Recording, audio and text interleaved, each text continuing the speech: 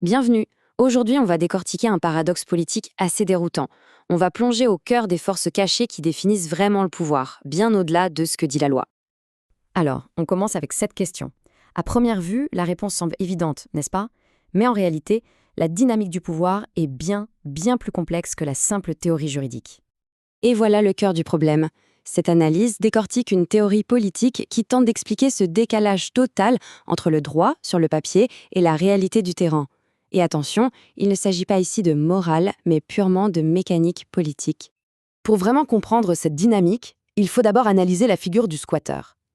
La théorie qu'on explore soutient qu'en politique, son vrai pouvoir ne vient pas de sa situation individuelle, mais de sa valeur en tant que symbole. En d'autres termes, ici, le squatter cesse d'être une simple personne pour devenir un symbole politique incroyablement puissant. C'est ce symbole, et non l'individu, qui a du poids.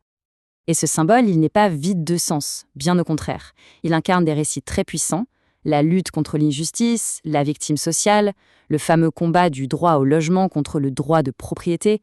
Bref, il devient un vrai carburant pour le discours politique. Et c'est là que ça devient crucial d'un point de vue politique. Ce symbole va bien au-delà de l'idée. Il active une base électorale très large.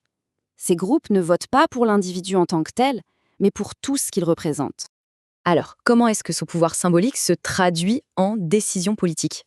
Ou plus important encore, pourquoi se traduit-il souvent en inaction? Selon cette théorie, pour l'élu, les décisions ne sont pas guidées par la morale ou la compassion. Non, tout est une question de pur calcul stratégique. Dans cette arène, la pitié, ça ne rapporte rien.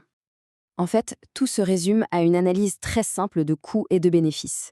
Le coût politique d'agir contre le squatter est perçu comme bien trop élevé, alors que le coût de ne rien faire est quasi nul.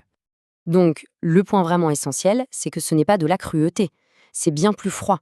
C'est une forme d'indifférence stratégique basée sur un calcul électoral pur.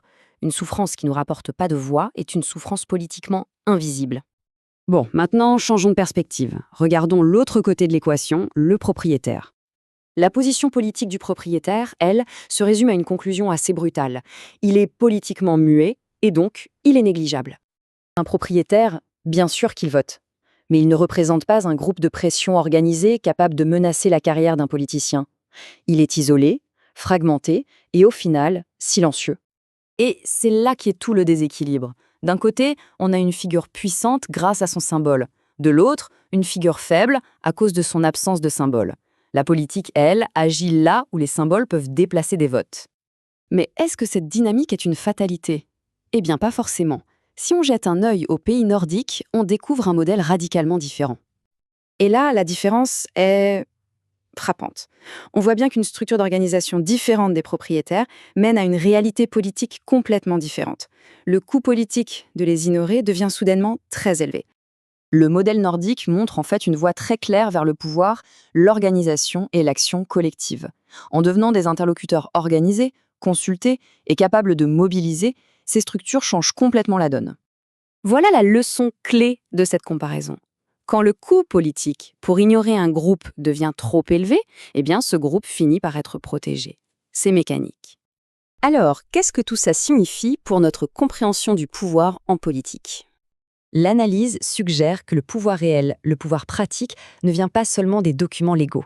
Il naît de l'influence électorale et de la puissance d'un symbole.